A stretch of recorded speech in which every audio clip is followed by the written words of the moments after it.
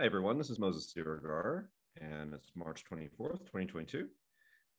Thanks for being here tonight, and I know we'll have people, watching later on YouTube and so on. So this is the second talk in a little series I'm giving here. Last week, we talked about an introduction to holistic astrology. So if you haven't seen that one, probably a great idea to go back and check that one out if you want to, watch these in a sequence. I'm going to refer back to some of the things that I did last week. So tonight is more of the introduction to holistic locational astrology, focusing more so on the location aspects of this all, astrolocality, astrocartography. We could use some synonyms for that, but it's my work. I'm very excited about it. This is definitely my life's work. So I get to help people figure out where they might want to relocate. I help them figure out how to understand where they already live. I help them figure out where they might want to travel for maybe vacation or work, where they might want to have other, business partners and do business in different places around the world. What time, when is maybe an ideal place to go to certain places. It's pretty incredible. It's really quite incredible. So I hope I can do a good job tonight of conveying that to you, given how much there really is, that we could talk about. And, given that this is an introduction tonight, and right now I think we're sharing my screen, right? So let me go ahead and just put the real-time clock of it. No, am I sharing my screen? Let's see if I know how to use Zoom tonight.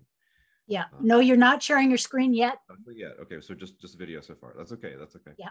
All right, so here's I'm just gonna go ahead and make sure I got my controls figured out here. So let's see if I can get us to share screen.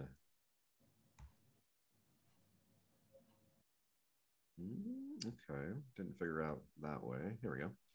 So I'm just going to share screen, and I'm just going to look at the moment right now. We just have our real-time clock in tropical astrology here. Looks like the moon is about 1 degree of Capricorn, moving into a square to the sun there at the third quarter. I'm trying to think here. Was there something interesting about this moment I had picked for tonight? I'll see a couple things, but we'll keep going. I want to take a brief moment. We're dealing with the situation in the world right now with the invasion of Ukraine and Russia. And so here's the chart right now of Ukraine.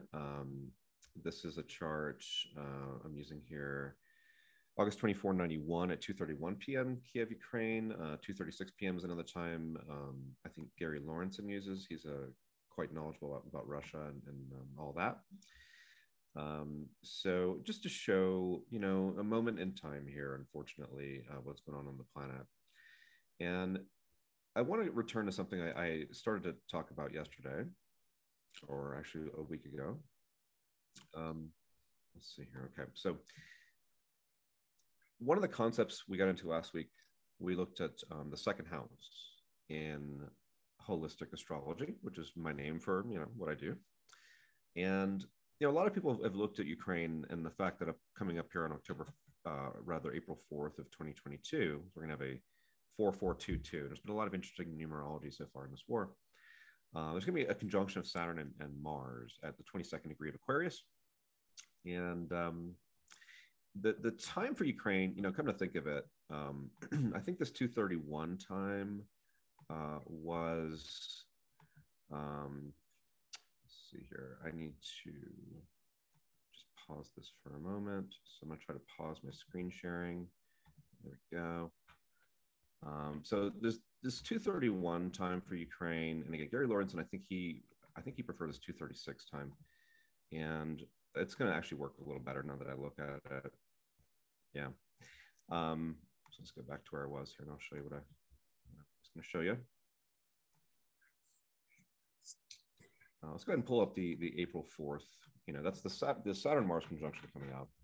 So on April 4th, we'll say 4/4. We'll just put it at 12 p.m. in Kiev. So at that moment, we're going to have, if we use this Ukraine chart, I'm going to use a 2:36. I think that was the one that Gary preferred for some reason. And look at the conjunction here of Mars and Saturn, right? So they're just coming into a conjunction right here. They're going to do it at 22 degrees. Moses, we're still seeing the 2:31 chart only. Here we go. This should be back now, yeah? Yep. Okay, so then we got 236, and thank you. And so 22 Aquarius here, and that's their moon, right? So obviously, Ukraine is obviously dealing with quite a bit. And Saturn and Mars, we're moving toward this peak around April 4th, maybe April 2nd to 5th or something like that. And these are the traditional malefics, Saturn and Mars, right? So the traditional malefics are the planets that don't give you what your ego wants. So when they come around and visit you, they're less likely to give you, fun times and money and friends and things that kind of make your ego feel good about itself. They're much more likely to challenge you, give you pain, give you some sort of limitation or something like that. So Ukraine is obviously dealing with that. Saturn and Mars approaching the moon here. And just something I want to point out to you guys, and that's going to dovetail with one of the things that I do really well in holistic locational astrology. We looked last week at the precision of the moon in Stephen Forrest's chart with his 5th house cusp, or Ceres with his 10th house cusp, or Uranus with his 8th house cusp. And here we have another kind of precision example. And this is a live example of it, unfortunately. So we talked about the 2nd house, and I was giving you kind of a holistic astrology take on the 2nd house. And it's more than the sort of superficial, making money and just that kind of level of it, because there's a lot of richness to the 2nd house. Now, one thing I didn't mention last week about the 2nd house, it is also part of how I view it. And this comes from the Hellenistic tradition, which is not as much my area of focus. I'm much more into Vedic, I'm much more into even modern Western with, some traditional stuff. But this conjunction to the moon for Ukraine occurs, you can see, at the 2nd house cusp. If we go porphyry, the 2nd house cusp in this chart is 21.5 degrees of Aquarius, which is awfully close to where this conjunction is taking place. And so the thing I didn't mention last week about the 2nd house is it's referred to as the gate to Hades in Hellenistic astrology, the gate to Hades. Now, I did talk about the 2nd house in terms of like challenges we might face, personal challenges, things that kind of get us to not run away from ourselves, to find some inner peace, to kind of come into ourselves. And, that's very important with this. But there's this term from Hellenistic astrology where the 2nd house is referred to as the gate to Hades, gate to hell, right?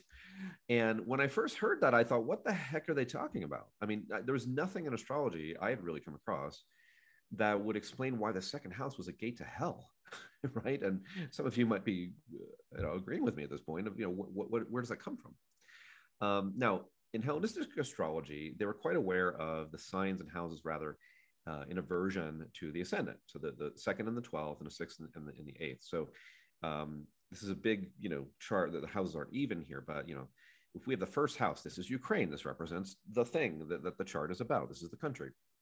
And since that represents the self, it can't see the 12th. It can't see the 2nd, because it's sort of like sitting in a circle. There's 12 people and there's one on either side of you. But you can't really see the ones on either side of you. Now, the analogy breaks down a little bit here, because you also can't see the ones that are not across from you, because you can see the one right across from you. So if you're Capricorn, you can see Cancer. It's right across from you. But you can't see Leo or Gemini so well, because they're 6 and 8, because you're focused on the person that's right across from you. So you don't really see that person sitting right next to the person across from you. That's basically the basic idea here, is that 4 of the 12 signs or houses, if you're looking at the 1st house, will be in aversion to any given sign or house. So the 2nd house fits into that category of these places that don't see the ascendant. They're in aversion to the self. They're not really supporting the self. So that kind of makes sense, right? But the gate to Hades, I mean, that's quite a strong phrase, isn't it? So anyway, I started off, and I was talking to people that are into Hellenistic astrology back in the day, 20 years ago or whatever, and asking people, what does this mean? And honestly, no one ever really gave me an answer that I resonated with or that really made sense. And so I had to kind of figure out what I thought it meant, I thought it meant anything. Well, perfect example of what it means. Because would you say right now that Ukraine is become like hell, right? Mariupol was a city of 400,000 people. It's essentially been just, bombed to rubble at this point. The people who are there are mostly people who are elderly. They can't leave. They don't have a car. They don't have money. They're hiding in basements, and it's just been flattened. Okay. So that's not just a transit of Saturn and Mars to your country's moon. It's more than that. It's more than just Saturn and Mars to your moon. Now, Saturn and Mars to your moon is plenty. Don't get me wrong. That could do an awful lot to your country.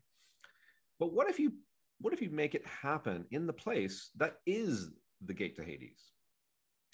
So the reason why this is the gate to Hades here, specifically, like mathematically, it's the cusp. And the reason I say that is because I've done this research, right? I've worked with, as I mentioned last week, just an absurd number of charts and people and readings of location. And so I learned the houses by looking at locations. I said, well, when you lived here, what happened? So if I were doing a chart for Ukraine, it's not funny. It's really not, but if I were doing this, it was like a person, and I could somehow ask them a year from now, oh, hey, what happened in April of 2022? Was that a lot like going to hell? You could actually ask that question of this person if it were a person. And so, this is something that I notice astrologers are talking about this. They're talking about the Saturn-Mars transit to Ukraine's moon. They're not mentioning that it is at the second house cusp when you do the porphyry house system. And these are points that, again, have been used since the early traditions of astrology, ancient astrology, for real purposes. In other words, these points are vastly more important and significant than astrologers recognize and know today. This is a perfect example of it. Would you say that Ukraine has gone to hell right now? A city of 400,000 people reduced to rubble. That sounds a lot like hell to me. I don't know about you. So, see, this is, the more we learn about astrology, the more you can be more and more and more accurate about astrology. So here, when you see the Saturn, and let's say this was a person, okay, Saturn and Mars come to their moon, let's put it 22 Aquarius, at the second house cusp. By the way, this conjunction occurs like 1 degree away from Mars's exaltation degree. If you do sidereal astrology, the conjunction is 28 Capricorn and sidereal. So just like the Venus-Mars-Pluto conjunction, which was at 27 Capricorn, which is Mars's exaltation degree, that was about a month ago, well, early March when, kind of all this started. Here's the next one. But this is the exaltation degree of Mars in sidereal, not tropical. And you notice why we're in quite a historical moment. So this tells you, if this is a client of yours, let's say it wasn't a country like Ukraine, and they had a moon at 22 Aquarius, and the cusp was 21 or 22 Aquarius at the second house cusp, and you get a bunch of malefic stuff coming to it, they're going to have, and you wouldn't necessarily say this out loud, obviously, to a client, but they're going to go to something that is a personal hell.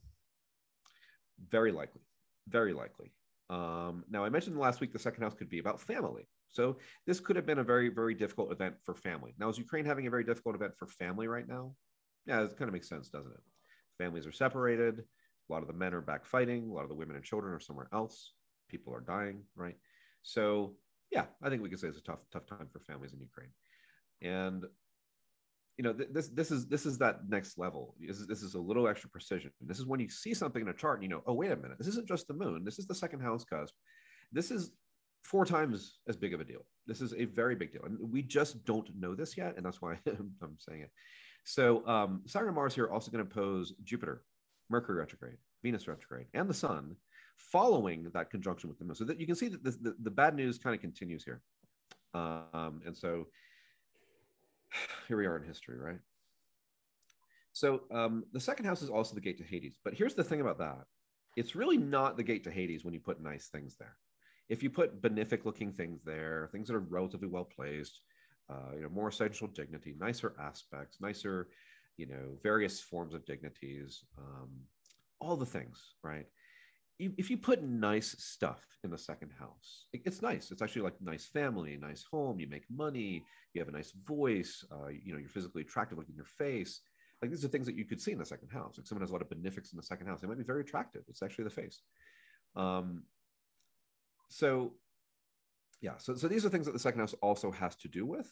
And that's part of my work in holistic astrology is I want everyone to squeeze as much information as they can out of each thing. And so rather than try to do more and more and more things, sometimes we need to do less things, fewer things, and go deeper into those things. So that's what I'm trying to do here in holistic astrology. Second house is one of those just very misunderstood, very complex, even mystical places, super unappreciated, super poorly understood. And here's another dimension of it that's poorly understood. It's the gate to Hades sometimes. But again, the gate to Hades happens when you put difficult things there. So if you have a relocated chart, and you work with the porphyry second house cusp and also the equal second house cusp, which is the rising degree. And you put really nasty looking stuff there, unpleasant looking things there. Let's put, I don't know, a Saturn and Aries, squared by everything and quincunx everything and opposed by everything and all that, right? Just we're not happy with the placement. That's what you don't want at that second house cusp because it will really affect the family. It will take the person to some kind of personal hell. It could affect, obviously, making money, various things. So it's one of these places that I never knew this. And in fact, you would just never really know this if you do Western modern stuff. I would never know why the second house is so challenging sometimes, but how to understand when it is challenging, when it isn't. You know, what can you put at that cusp and what can't you put at that cusp? These are things I have spent decades figuring out, and I'm happy to be lecturing about it, obviously. So let's see here. So I think we're sharing the screen right now. Yes, so you can see what we are seeing right here. What do we look at next here? I have some really cool stuff that we can look at today, some really fun stuff to talk about. Do we have any questions yet? Let me just see. I have a couple things in the chat before we get in there. So we got a couple hellos. So hello, Deltrice and Kimberly. You guys, this is being recorded, obviously. So this will be on YouTube and all that. Okay, where do we go next here?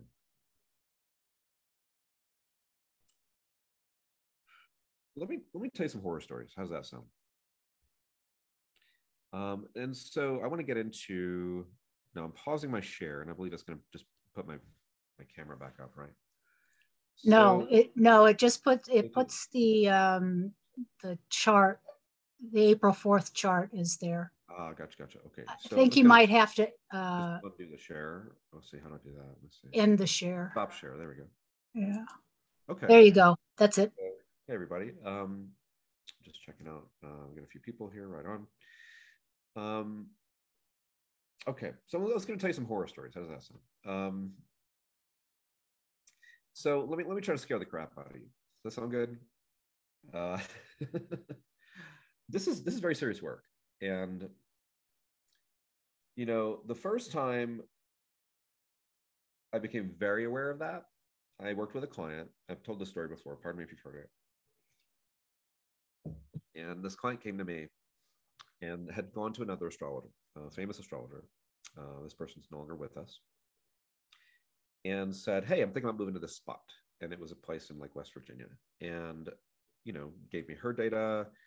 The data was for her ex, who is no longer alive, unfortunately. Basically what happened was she went to this astrologer and said, is it safe for me to move to this place with my fiance? And the astrologer, like most astrologers, didn't know how to do locational astrology, even though they were quite well known, famous. I won't mention their name. And this person, like most people who do Western astrology, think they know how to do astrocartography and locational astrology, and they actually don't. And so this person was also kind of a bit flippant about it and didn't take it very seriously, and said something like, oh, you know, you'll have some silly thing with the police or something like that. So they moved there because she went to this astrologer specifically to ask if it was safe. Was it safe? Is this good for me and my fiance to move to this place? She wanted to know that. And he failed her. I guess I said he failed her. Because he just missed stuff that I wouldn't miss because it's obvious stuff. I'm not a genius, guys. This stuff is pretty obvious sometimes. And there was a pairing right there, and I could go look it up, but it was a combination of either Mars, Saturn, and Pluto. It was two of those three. There may have been a second one as well, but it was right there, and it was very close. And so in this case, I can say, I would, if she come to me, I would have said, no, this place is not safe. So the individual killed himself there. Her fiance killed himself there after he accidentally burned down part of their house. And this astrologer really failed. And she came to me asking about this and wondering if he had failed. And I had to tell her the truth. Yeah, it was right there. There was something very awful right there. And he told you something silly, and your fiance's dead. Now, I'm not saying he's responsible for that death. That's a whole other story. Obviously, you know, legally, it's a whole other question. But these are the things you don't want to do. And I'll be honest with you, this astrologer's not alive. And I have to wonder about his karma in this situation. So I'm trying to scare the crap out of you right now, because you should not be doing locational astrology unless you know what you're doing. And I'm going to tell you, most people don't.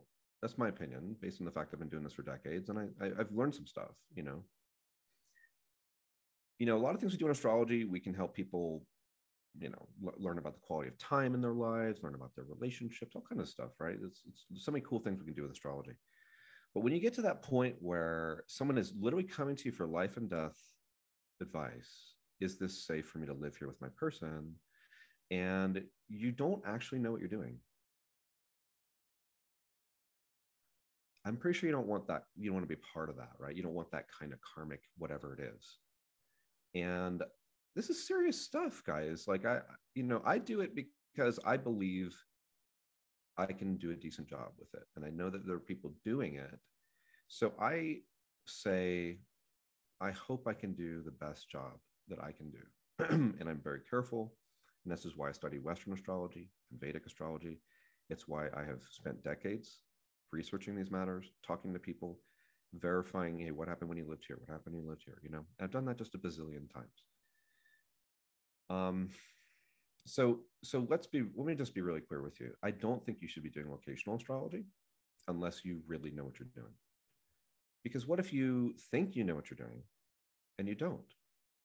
And you make a recommendation to someone, they think you're cool, and so they follow it, and horrible things happen to them. It's possible if you don't know what you're doing. I'm dead serious. So another story, and I've told this one before too, but it's a good example. It's a less serious example, but a very serious example too. So another astrologer, different person, someone had gone to this astrologer, and I will say this astrologer does EA. And luckily no one died this time. But this person went to this astrologer looking for their home. Now, I'm not saying that we're perfect. I'm not saying that you go to a good locational astrologer, they will bat 1,000. Then again, if they're good, they should be pretty much accurate about kind of all the main stuff. Like if I don't know a person, they give me their time, date, and place of birth, and it's accurate, and they say I lived in this town in these years, and tell me more or less what it was like, I'm going to be pretty accurate most of the time. Like probably, I don't know, very high percentage of the time. I just know that from experience. I've just done it enough. So you should be that good, actually. You should be good enough to look at any given place and get a good idea, was this, particularly wonderful spot? Was it really a mixed bag? Was it really challenging? What was challenging? What was wonderful? You should be able to get in the ballpark very, very consistently.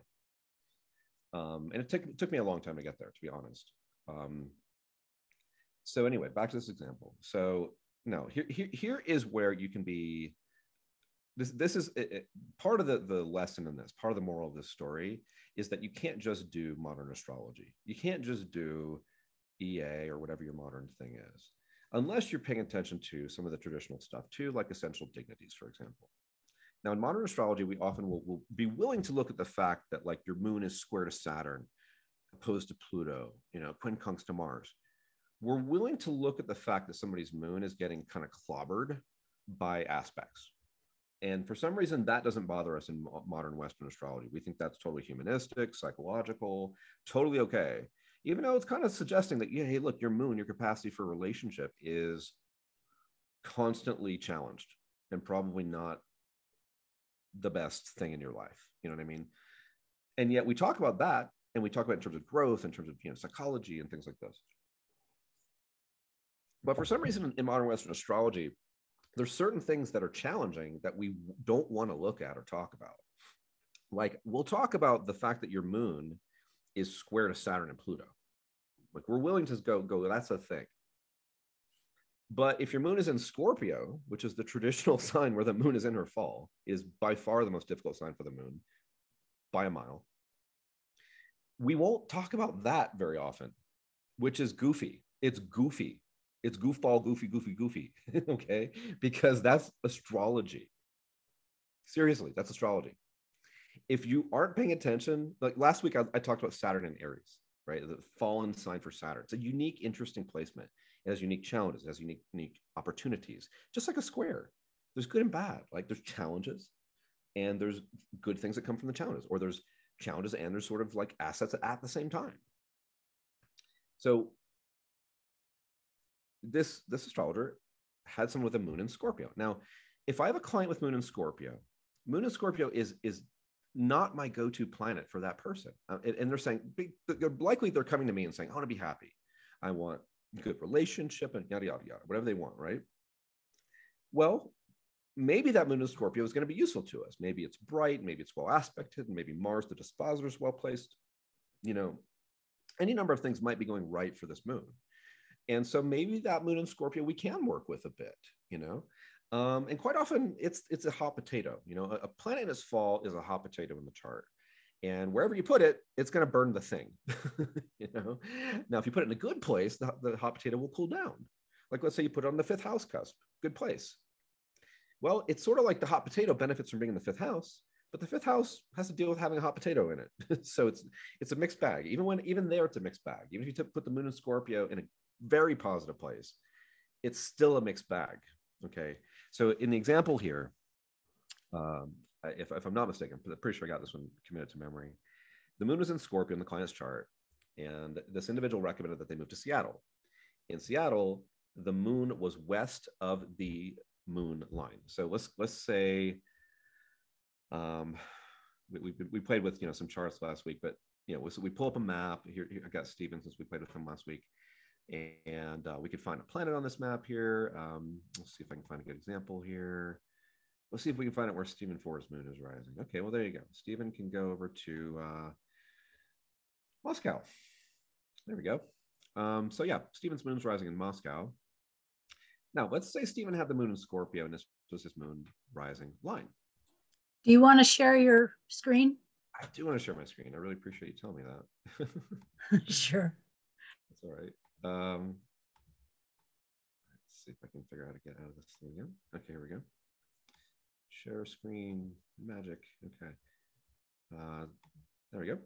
So Stephen Forrest, apparently moon rising in Moscow. Now, this is very interesting, and this is one of the things I do in sort of holistic locational astrology. That wasn't really that much of a part of astrocartography. You'll hear people say, is there a difference between being east or west of a line? It's a long story. Now, first of all, there's 2 ways to put this line on the map. Let's do it zodiacally, which is what we have here. And that's kind of my default. I work more in zodiacal longitude usually. So moon is rising here a little bit east of Moscow. So Moscow is west of the moon. We could even use my solar fire here and I could measure it and I could tell you, well, as a crow flies, that's about 16 miles or 27 kilometers west of this moon rising line. Now, if we relocate Stephen's chart, therefore, to Moscow, and I'll go ahead and do that, we'll find that he'll have the moon in the 1st house, higher than the zodiacal degree of the ascendant. And we'll see it, just kind of looking like it's in the 1st house there. So let's get Russia. We're still in the scaring you with horror stories part of the evening, by the way. So here's Moscow, where we've got that moon rising. So just like I said, right, moon's in the 1st house because we're west of it. Now let's pretend Moscow was 40 miles east of here. Somewhere like this town, like right up there. Cerepovec. That one appears to be just barely east of the moon line. Therefore, if we go there, we're going to find that the moon is at the very end of the chart when we do that. Very end of the 12th house. So I think I can see if I can pull that out. CERE, Russia. See if I can pull it out. And we're just going to see the moon at the end there. Let me spell this guy. Povec. There's a Povec in there. I don't know if I see it right in front of me. I don't see it, but anyway, if you take my word for it, what we'll see is, we relocate that chart. Stephen's moon will be at the end. It was there. It was there? I missed it. Okay. It was down just a little bit. Okay, thank you. Now, this is a huge difference. Now, as you can imagine, having the moon at the end of the 12th house or the beginning of the 1st house, it'd be a very, very different story, wouldn't it? So we'll go back to Russia here. So you're saying this toward the bottom there. CEREP. CEREP. It's spelled the same way. Oh, you're right. It was there. Okay, there we go. So here he is, right? And now we pull it up and look, there's the moon at the end of the 12th house. So this is one of the ABCs that should have been taught in astrocartography from day one. And it wasn't. And so here's my criticism of that. my critique. There's a huge difference between having the moon at the end of the 12th house and the beginning of the first house. And it's basically the difference between the 12th house and the first house. It is a huge difference. And so this, let's say Steven says, I'm really thinking about moving to somewhere near Moscow. I got some friends there. I love the weather or whatever. Well, if this were the place, he says, my friends are in Sarapovic or whatever this is. I'd say, well, Steven, your moon's so 12th house there that essentially do all the riffing you want to do, right, on the moon in the 12th house. It will be totally true. It will be totally true. Huge difference between that chart and this chart, which is the moon in the first house. This does not have that same challenge by any means. This is a first house moon. It's a totally different story than a 12th house moon. Now, this has not been understood for decades and decades and decades in astrology. This very simple thing that I'm telling you. And the only reason I know is because I just looked at it enough to go, oh, that's exactly how it works. And there's just no questions how it works. But we often take the first thing that we're taught and just kind of go with it. We don't really think a whole lot. And this is a good example of it. Now, Jim Lewis did talk about this a little bit. I'm going to try to see if I can do some fancy stuff here, go back and forth in my sharing. So he talked about this a little bit. If you look at his seminar, it was like his training seminar. He said, if you go west of the line, it's kind of stronger because it's angular house, and angular houses are stronger than cadent houses, more or less. And I'm not going to be critical of him because he was a real genius, but I don't think that was a particularly useful distinction that he made there. Yes, it is angular if you go west. So Moscow is west of Stephen's moon line. Therefore, we have an angular first house moon. True. Is it stronger? Arguably, in this case, yes. Like I was saying, it's stronger. It's better if you like the first house more than the 12th house, and every ego does. Now your soul would prefer the 12th house, but that's different. But we like the first house. It doesn't challenge us like the 12th house does. So our egos like that. So which side of this line do we want to be on, though? I mean, it's a really huge distinction. And so back to the story with the moon and Scorpio person.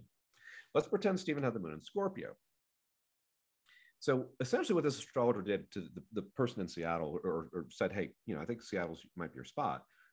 Well, let's pretend this Sarapovic place is Seattle, because this is basically what we had. We had Seattle was east of their moon line. So when I pulled up the chart, here's what it looked like, where Stephen is in this first spot here, end of the 12th house, but it was a moon in Scorpio. So not only is the moon in the worst place in the chart for getting what you want, end of the 12th house, who gets what they want there? Your soul gets what it wants there, not you, not your ego.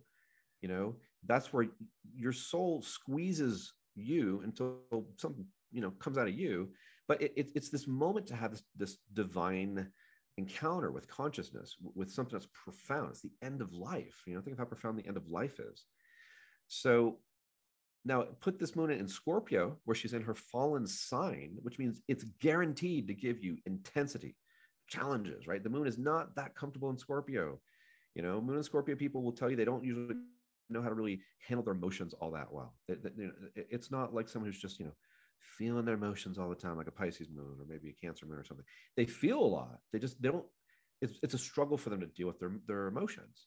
So many people, Moon and Scorpio, will tell you that, like, for example, in relationships, they'll focus on sexuality as opposed to more the intimacy in terms of emotional relating. And there's a number of things we could say about Scorpio Moon, basically. But one thing I'll say about it is, the moon is, are you happy? Can you connect to people? Can you have like a happy, intimate, safe connection with a person? And any planet in its fall has gone to its own kind of hell. It's gone to its own kind of ghetto, its own kind of transformational, intense place where it's going to have to come out of that, transformed. So arguably the worst thing you could do to someone is say, why don't you go move where you have your moon in Scorpio at the end of your 12th house, and I'll take your money to give you that advice. And then you spend your time, buy yourself some plane tickets, go over to Seattle, spend a bunch of time over there, trying to find a home, get frustrated for more than a month because you can't find a home, because no matter what you try to do, this is what this person told me, no matter what she tried to do to get a home over there, it failed. And so she came to me and said, why? This astrologer told me this is my place, and it's nothing but I can't get a home here. And I explained because the person actually didn't quite know what they were doing. They didn't understand that the moon in Scorpio is by far the most difficult sign placement for the moon. And I didn't understand how important that is. That's not your like go-to relocate planet if you have the moon in Scorpio. You don't go, hey, go to every place where the moon in Scorpio is active, unless you want that experience for some reason. And it's more intense. Like, let's say you want to go confront something. That might be a good place for moon in Scorpio, you know? But again, this is horror stories because you don't want to be that person that when someone says, you know, I paid that woman astrologer some money and I followed her and I trust her and she seemed to know what she was doing. She seemed real nice. And then I wasted a month or two of my life and a bunch of money and didn't get what I wanted. I wanted a home. And this person literally told me the opposite of where I should have gone. And it cost me money and time. Okay, so horror story number 2. Nobody died, but is that the karma you want?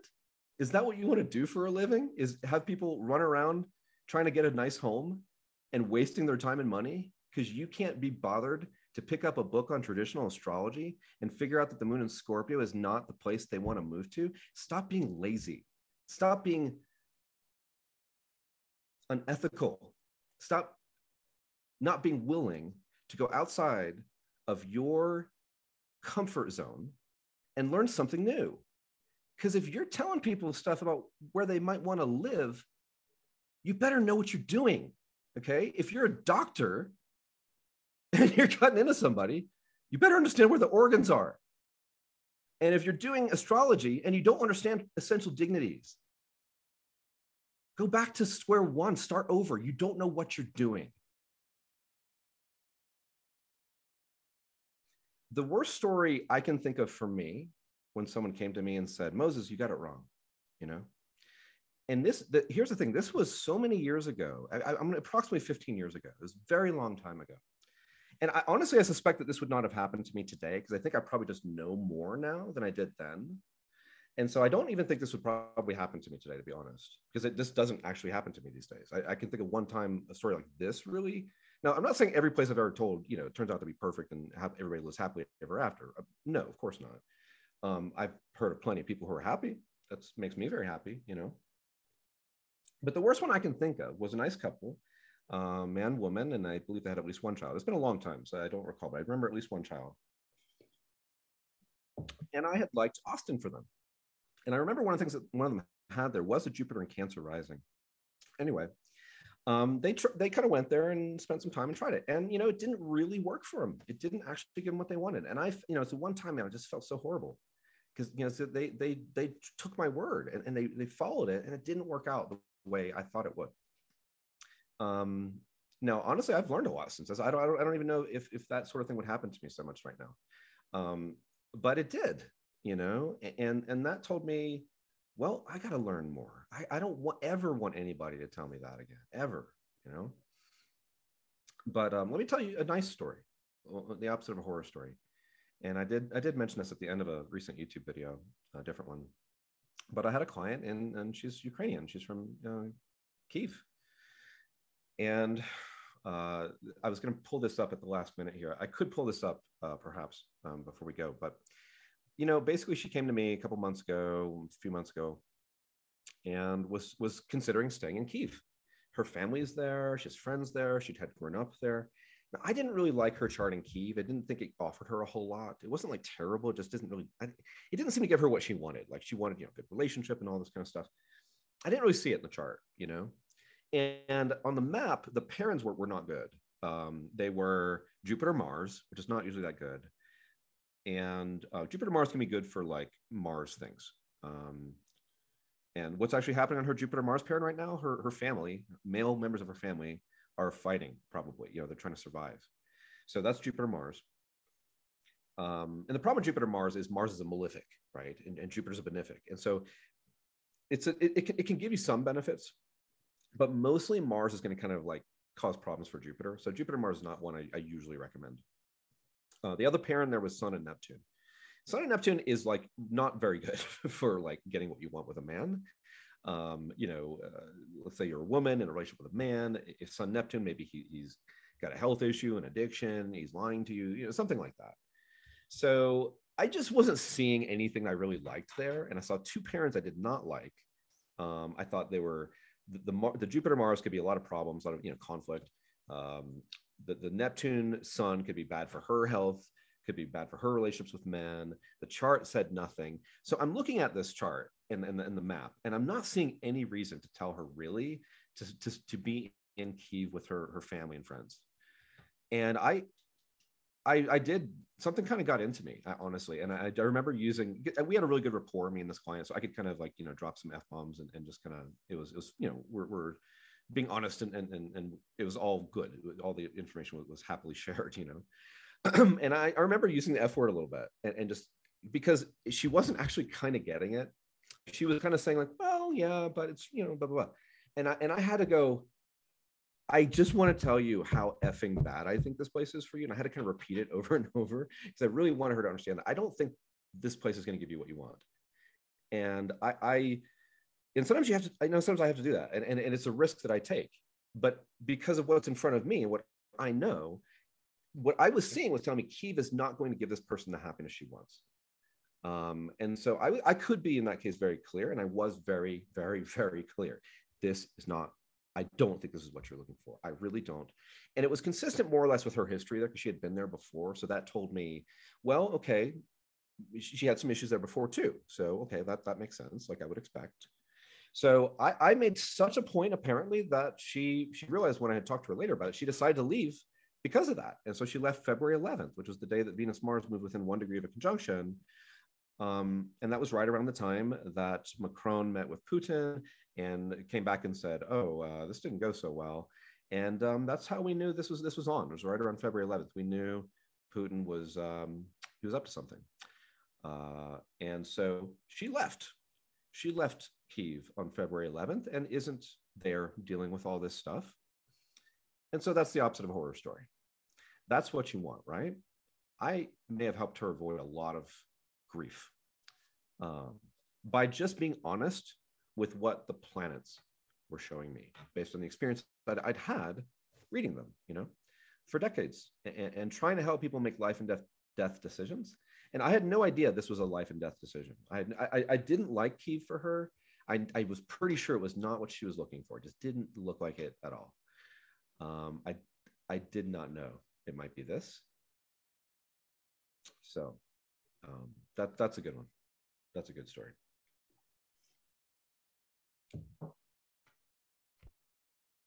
So I'll go ahead and check the the comments and such again here too. I'm curious how much time we might have here too. I have a bunch of stuff we could talk about. No interest in doing any astrology. It's interesting to me. Yeah. She's saying I rely on those who've studied it for many years. I'm in this kind of interesting position, obviously, where I'm coming out and I'm having to having to do this really fun thing right now, just to tell a whole bunch of people who are really quite knowledgeable about astrology that they don't actually know what they're doing with a certain kind of astrology. And that's a hard sell, because a lot of people know a lot, and a lot of people know a lot of things that I don't know. There's a lot of things in astrology, right? There's a lot to know and a lot to not know. And so my job is to go, here's a scary story. Here's a horror story. I don't think you actually know what you're doing, and I'm pretty sure you don't want to kill anybody. Now, you're not killing anybody. But you don't want to tell somebody something that's going to put them in a place where, no, okay, let me give you an example. Give you a really good example. All right, another client here. And if I can just figure out how to go back to the previous photo, I will have it. I downloaded like a couple of photos, and I go back. So here we go. Okay. So I took the data off of this for privacy. So this is a client. Do you want to share it? Oh, thank you. I do want to share it. This is the client's natal chart. Sorry, I checked. I thought it was shared. Natal chart. Okay. So this client had lived a number of places around the Southwest, Western US, I think some of the Eastern US. And this is tropical astrology, by the way. Holistic astrology is tropical and sidereal. It's both. And we learn how to use each one and how to use them both together. And it's a lot of fun. It's really not this intimidating, scary thing. It's just that astrologers have for a very, very, very long time chosen to turn themselves into blind men touching particular parts of elephants who are unable to communicate with other astrologers because they want to differentiate themselves in terms of their zodiac and approach so that you can't communicate with other people. I'm not about that. So I like to communicate with people. I like for astrologers to communicate with each other. I like for us to be able to share notes, learn, and because I believe this is a gift from the heavens, so we can kind of help each other.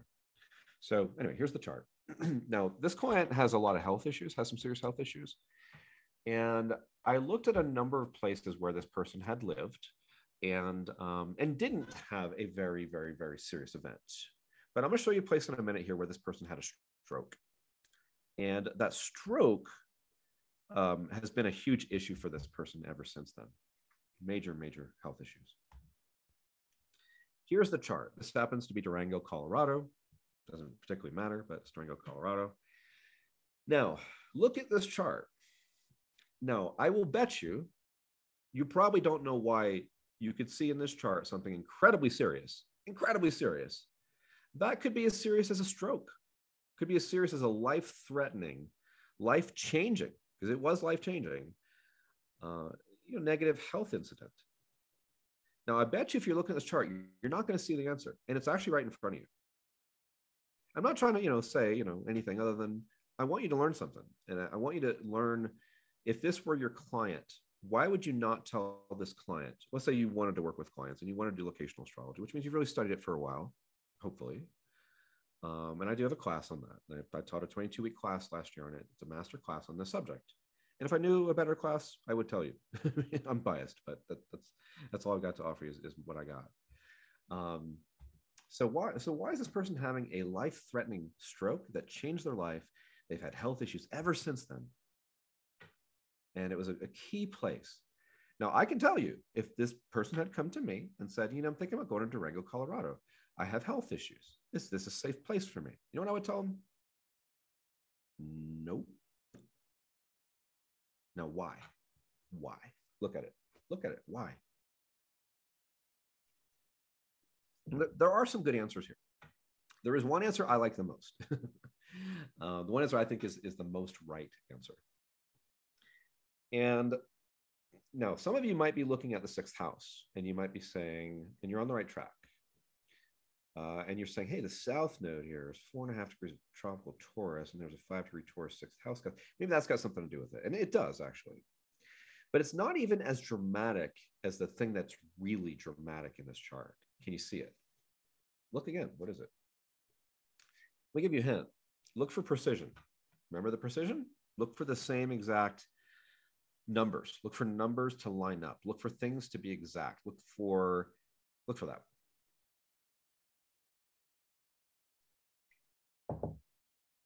Here it is.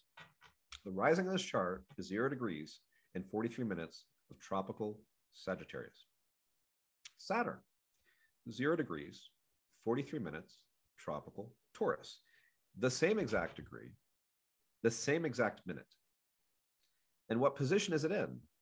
It is exactly 150 to the ascendant, and that is the 6th house cusp.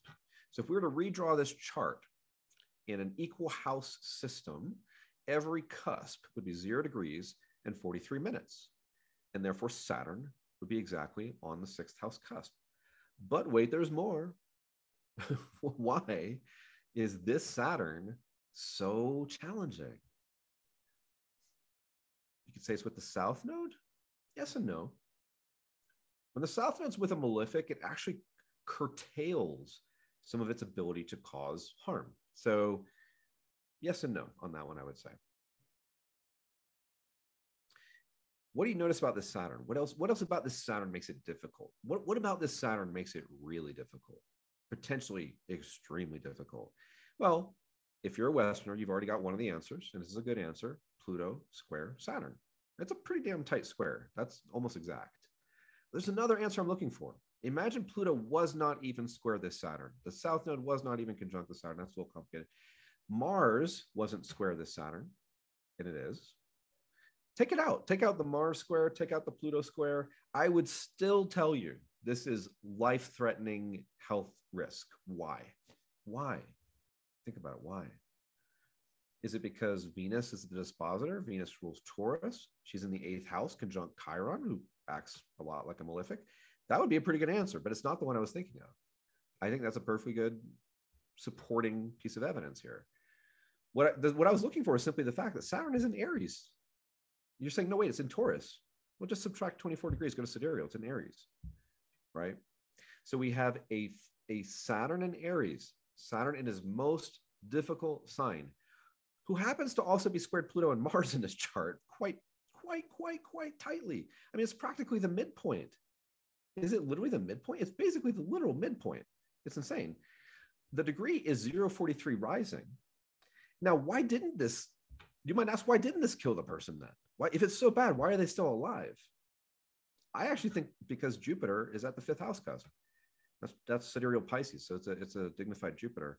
So this is very lucky Jupiter 5th house. I think probably kept her alive right there, actually. You know, another tough problem here is Mars is at the 3rd house cusp, using equal house system. Mars is at the 3rd house. It's retrograde. It's in Capricorn, innervedic. It's sidereal. So it's a retrograde exalted malefic opposed by Pluto and squared by Saturn. We could riff on that too. But instead, what I wanted to bring to your attention here is the precision of Saturn in his fall in Aries. Absolutely 100% in Aries in sidereal astrology. And that's 100% true. Just like Taurus is 100% true in tropical. And you can't get closer to the 6th house position in this chart. You just can't. And so, you know, this person had been in like Santa Fe, which is not that far from Durango, but it didn't have this precision. So this is a really very important example. Honestly, that one is a really good example. And, you know, one of the worst stories I ever heard early on in my career was also involved with Saturn in Aries. Now that one was, I think, tropical, if I'm not mistaken, tropical Saturn in Aries.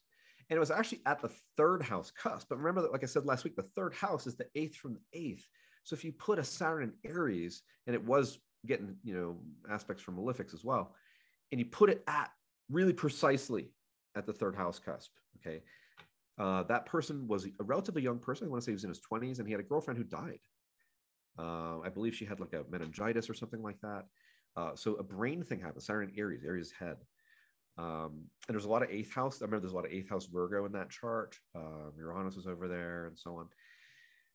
So that's a place I wouldn't have wanted to recommend to that person, because it was a really gnarly looking Saturn on the 3rd house cusp exactly, with a bunch of nasty 8th house stuff. And he went through, you know, losing a young female partner. I mean, it's awful. So yeah, so these are the things that you learn when you sit in the trenches and you work with clients and you go, oh, that time when the worst thing ever happened to you, it's because this was sitting right there. And it was so obvious in a way, astrologically anyway. In other words, the information is right there to reflect the thing, you know? So yeah, so this is quite powerful. And I hope I've scared the crap out of you tonight, you know? How much time do I have left, by the way? Because you know me, I can keep talking, so. Well, you're right at about an hour. So, you know, Okay. you could go another 15 minutes if you want. Okay. A couple things I want to do then. Now, last week, I was covering the 6 principles of holistic astrology. We have humility, flexibility, compassion, passion, precision. I apologize. Off the top of my head, I may have forgotten. But the one I forgot last week was passion. I didn't really talk about passion. Moses, do you want to stop your share? Okay, sure. Thank you. Yeah. Thank you. So stop share. There we go. So I mentioned passion, and then I started talking about Jeff Green's chart and his 16 Scorpio rising, how it's Virgotama, like mine is and stuff, and I didn't really talk about passion. And tonight I hope is an example of passion. I hope you can feel the passion that I have for this stuff, right? Because I want to help people, right? And I think that's why we get into anything good. We want to help people. Now, I can help people, for example, when they live in a place they don't even want to move, and they say, well, what's going on here? What am I working with? And we can understand it and prioritize, strategize, play with it. But passion, part of passion, and what I mean in holistic astrology, is we as astrologers have to have a passion for all of it, to study, to learn, to grow, to help people, to all these things. And hopefully you can see some of mine. I've been trying to work out a system that helps people figure out what's going to happen to them when they live in a place. It's kind of useful, isn't it? Now, imagine if humanity actually figured this out, right? Imagine you worked for, in the future, there will be like one corporation, right? Because they're all just becoming one big thing. So in the future, you'll work for the corporation. And maybe that corporation, because there'll only be one, of course, will want to relocate some of its, employees. And so, Jim Bob, he might be able to move to St. Louis or Tampa, right? And what if that one corporation, because I'm sure there'll be one eventually, had, astrologers, locational astrologers who knew what they were doing. And they could say, you know what, if Jim Bob moves to St. Louis, he's got all these health issues. I don't think it's going to be so good for Jim Bob to live in St. Louis because it doesn't look so good for his health. And you can see things like that sometimes, and maybe Jim Bob goes to Tampa and it's really quite wonderful, right? And then next thing you know, Jim Bob's got a whole different life. Jim Bob could have gone to St. Louis, had a stroke, and not so much enjoyed the rest of his life. He could have gone to Tampa and theoretically done a whole lot better. I mean, that's what this stuff should show us. So I want to help people find the places that meet their needs. And this is tricky when you work with humans, right? Because we have egos. And so we just want the stuff we want. And sometimes it's hard to kind of say, well, this doesn't quite give you that thing that you want. But I think on another level, you're getting some other growth. There's a lot of stuff that gets beyond your pay grade. Let's think really big about astrology for a minute. And one of the things I want to do tonight, and I think I will before we're done, at least read a little bit from this book. X Marks My Place. This book is from 1935. It's written by Paul Councel. He wrote a book, and I've been reading it today. It's mostly, I'll tell you, what he basically advocated is geodetics. And weirdly enough, I was surprised when I got to this chapter, sidereal placement for your sun. And he wanted to see if your sun in geodetics was in an aspect to the midheaven or the ascendant. That was his whole system. So I want to read from this book, I think, at least a little bit, because this guy had a real passion for locational astrology, and he wanted to make it a science. He didn't have the material in 1935. Just, he did better than I would have done in 1935, frankly, but he didn't have the material. And so he has this very simple system. It's like, is your sun in a sidereal placement? I was really surprised. He was trying to correct for the precession of the equinox, so he's used that. But, if you have the sun in an aspect to the midheaven in geodetics, which is a whole other thing, he would say that's a good place. This is incredibly simplistic. Like, the system is not good. It's a terrible system, to be honest with you. But this is the first thing I can find in print that makes a heck of a case for locational astrology. It's really quite awesome. Now, let me take a big picture look at astrology for a minute. What have we mostly been doing as astrologers for a long time? Mostly working with time. We mostly tell people, next Tuesday, it looks like this. Next year, it looks like this. Next month on the 10th, good day to start your new business, right? So mostly we've helped people with timing, with cycles. Yes, relationships. Yes, synastry, right? Yes, all that. But mostly we're about the business of time, the quality of time. There's a whole other axis to this. There's a whole other dimension to this, and that is space. And I'm going to argue today that for about 2,000 plus years, astrologers have been focused almost heavily, almost very, very exclusively on time, and not place. And I'm going to argue that these are two axes that we should be exploring simultaneously. So there's kind of two ways you could kind of look at this. There's two ways to do two things. The first thing is, how do we do locational astrology? And the other is, just to finish that big thought, is, do we help people with time or place? Now, let's say you're a time-based astrologer. You work with cycles. Well, the cool thing is you can tell people about their cycles, and understanding your cycles is very useful. But you can't change them. You can't really change your cycles. You maybe do a little bit of this and that. You go have a solar return somewhere or something like that. But, you can't change where Saturn is going to be in a week. Go ahead and try that one, right? Go ahead and try to change the fact that Saturn's transiting your moon next year. Good luck with that, right? So the best astrologers can do often is help people understand the cycles, understand the timing. What's it going to be like when Saturn transits your moon? Sade Sati, right? That means 7.5 in Vedic astrology. When Saturn transits your moon in Vedic astrology, 7.5 years. It's in the sign before your moon, the sign of your moon, and the sign after your moon. Those are generally some of your hardest years in life, where you get tested and challenged in certain ways. So that's one way to do astrology, is to say, here, next month, it's like this. Here's what I would do with this month, okay? Another thing is to say, oh, you're not happy at all with your life. And actually, the place where you live says you shouldn't be happy with your life, because it says you should have terrible money problems, health problems, relationship problems, and no friends. That's exactly what your place says. Now, I'm not saying that happens every day, but sometimes you might see that if it's really that bad. You could absolutely see that. So my thing is, what if I say, well, this place seems to lock you into this fate that is mostly struggle. But this place over here that you actually told me you visited one time and you loved, or you told me that you went to college there and you loved, or you told me that you lived there for a year and you loved, here's all the things that are there. And it's real different. And it looks like you're going to be a lot happier. You have a whole different potential for happiness. This relationship thing is a whole different potential. I don't see all those things that cause you all the health issues. I don't see all the things that are causing you all these money problems. In fact, this thing looks like it's a lot better for money, but yada, yada, yada, right? That's a different approach to astrology where I can say, oh, I don't, timing is timing. I can't change where Saturn is, but I can tell you what happens if you live in St. Louis or Tampa. And I'm going to be pretty accurate, actually. And that's why I do what I do. And I, have repeat clients because I'm pretty accurate. And to be honest, it's been a real mission to learn this. And obviously this is what I do. So now in terms of locational astrology, there's two things we could do. We could say to someone, I think you should go over here to San Francisco because the weather is really nice in San Francisco right now. In other words, let's pull up your relocated chart. Maybe it's your CCG, as Jim Lewis called it. Maybe it's your progressions and transits and fun stuff like that. And we say, San Francisco is a really cool year for you this year. Your progressed Mercury is on the ascendant. Jupiter's transiting the Jupiter midheaven's so-so. Jupiter's transiting the ascendant. This is a great year for you to be in San Francisco. Well, that's cool. That's totally cool. Most people don't want to move every year, right? Most people want to find a place to live and be there for a while. Maybe they want to move after a certain period of time and then they find another place. So even in locational astrology, there's two approaches. One is I want to steer you toward the places that have the best weather. But the problem with that is you have to move around a lot. You got to move to San Francisco this year, then you got to move to Arizona next year, then you got to move this place the next year, right? So it's a lot of work and you got to move. Not everybody wants to move all the time, especially if you got kids and stuff. So the other approach is my approach, and that is I focus on this more so. I want you to have a strong ship. I want you to go to a place where even when the weather sucks, and sometimes weather sucks, you're going to be strong. Your ship will not sink.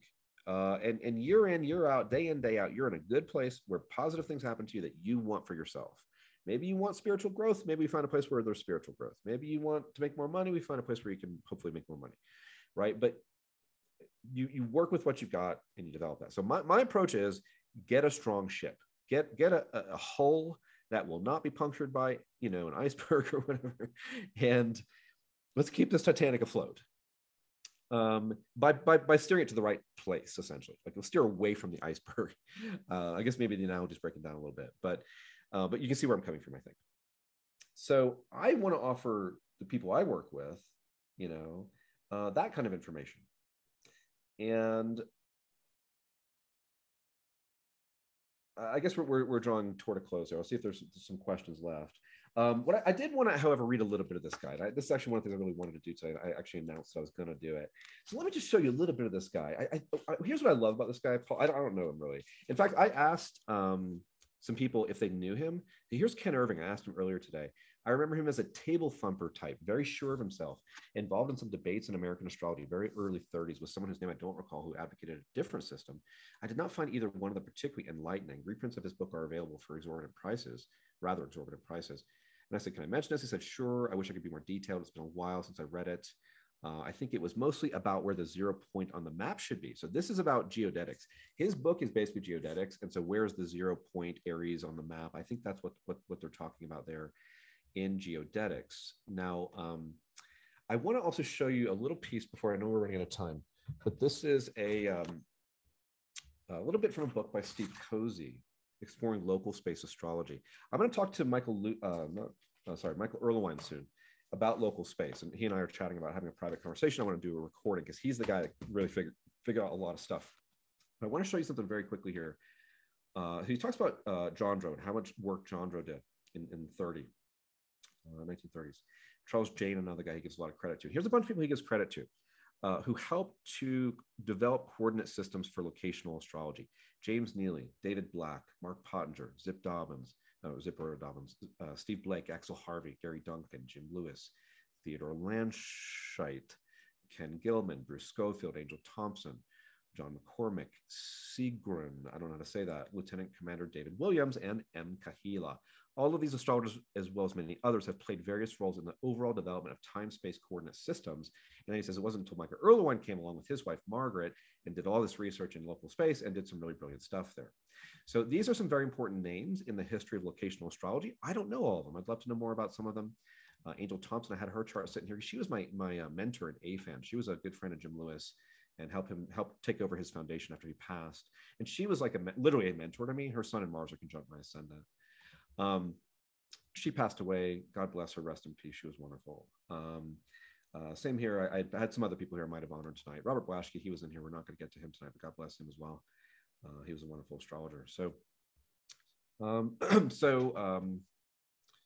let's make sure we've got, okay, I was going to read a little bit from this guy. And so here's what I love about this book. In 1935, he made the kind of argument I would have made if I knew what I knew back then, you know, because he's so passionate about this. So here's what I love about this. He argues it's a science, and it is. I recently had a discussion with someone on Twitter, and he was a little more in the Jeff Cornelius camp. Astrology is more divination than science. Astrology is pragmatic. It's more like science.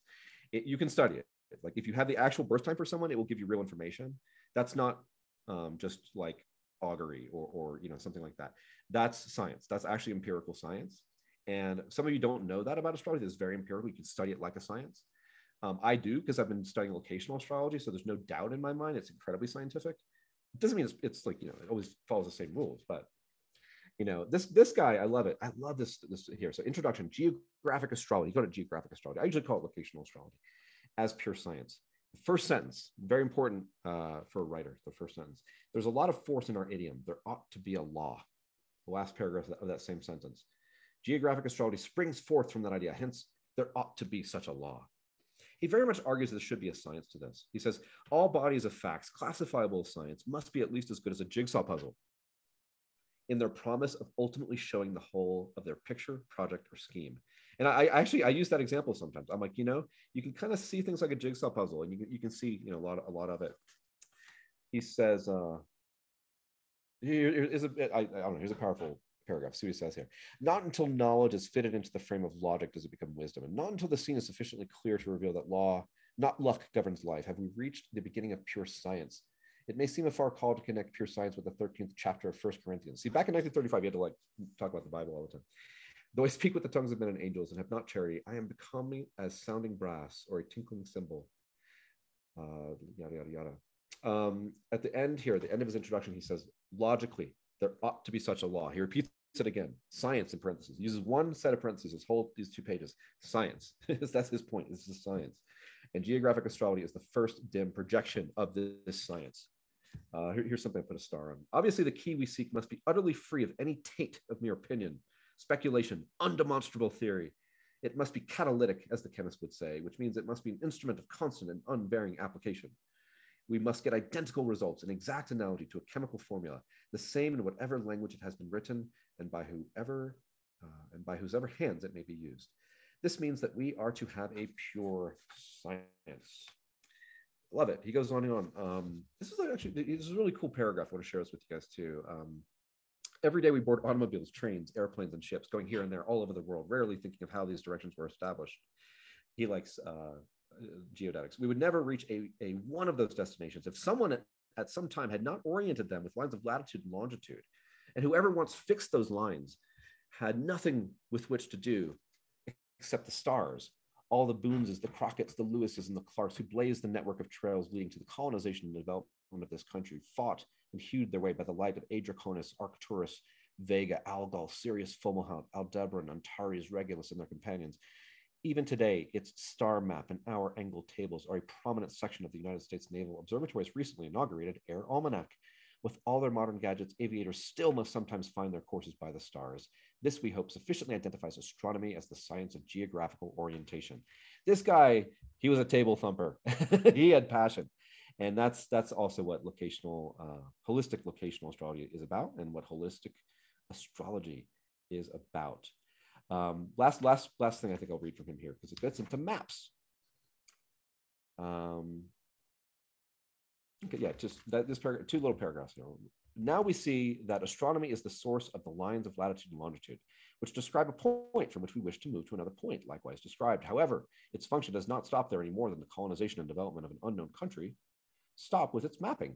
The whys of mountains, deserts, plains, soils, waters, flora, fauna, you and me, must eventually be answered. The physics and chemistry of the earth must be coordinated with the celestial fields of their genesis. Obviously, that means projecting the heavens on the earth, as I have done in my star map. And eventually, astronomy must come to that map if it has a conscience that would return society some value for its cost.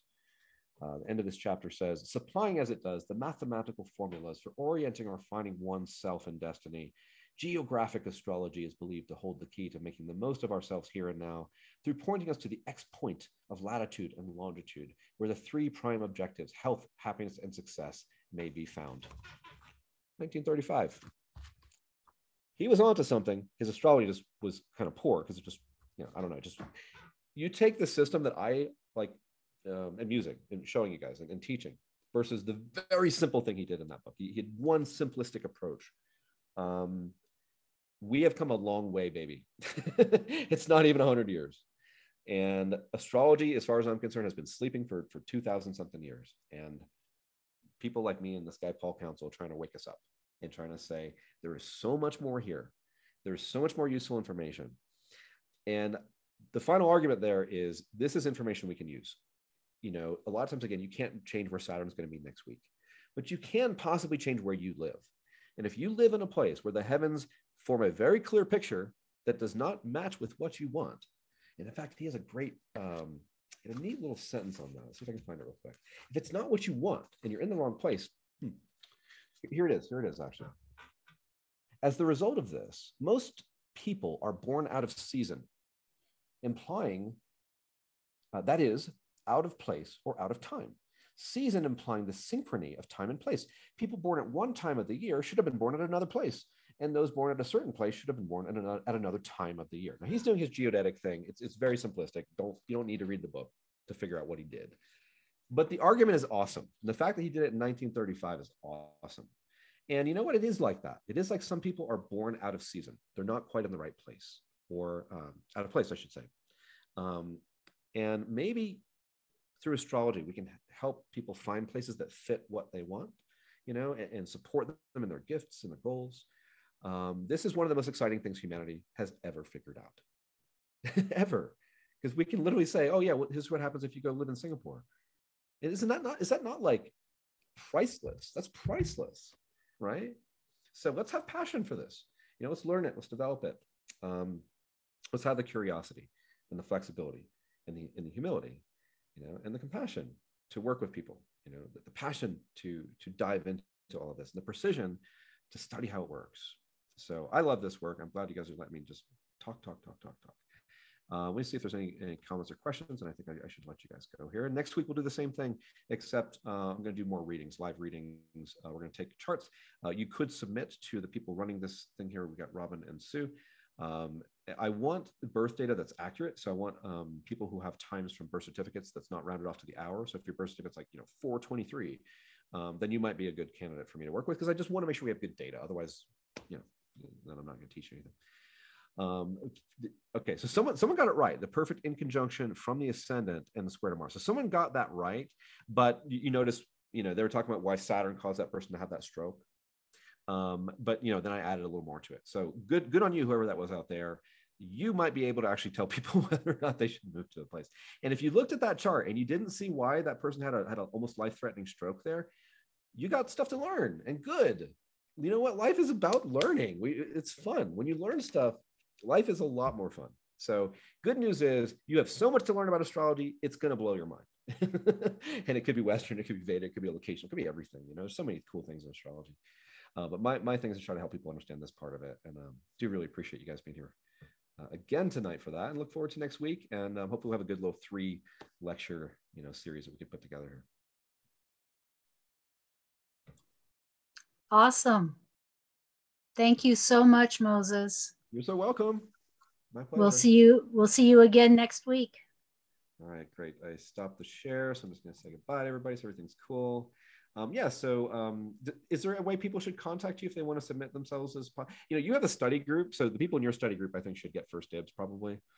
Yeah, we have a group, a Facebook group, and Okay. maybe Robin, do you want to post a request for volunteers? Yeah, I'll post a request. Okay. Now, what they could do, let's say someone has lived a few places, maybe they've lived 5 or 10 places. If they wanted to make some notes, maybe like a paragraph on each place, like, oh, when I was here, I got divorced 20 times and I won the lottery 5 times. Like, that would be interesting, right? If we saw that somewhere. So, because sometimes what I'll do is we'll just go through someone's history and then we'll just kind of compare the history to the astrology and show why different things happen to them at different times. So you could do that. You don't have to. We could just look at something new or your current place or test a place you used to live or something. But, we might get a good life history. And we could really see, you could really tell the whole story of a life with the locational astrology. And basically you need the locational astrology and some very powerful cycles like the Vimshotri dashas. With those 2 things, you can tell the whole story of a life quite well. Awesome. Okay, so we will request someone with an accurate birth time and a little bit of background. Yeah, and somebody honest and open, someone who's not afraid to tell me, no, Moses, you're wrong about that. That didn't happen, right? Or someone who's not afraid to say, oh my God, Moses, you're so right about that. That totally happened. You know what I mean? Just be objective. That's all. We just want to learn. So and somebody that's available to be here next week. True. Oh, well, that's obvious. Yeah, 4:30 to be no, available. good point. 4:30 Pacific. Next week. What's the date on that? Is that going to be? That's the 31st. Yeah, 31st. Okay. Beautiful. Awesome. Thank you so much. Thank you so much. See you next week. All right. Adios. Bye, everybody. Bye. Bye.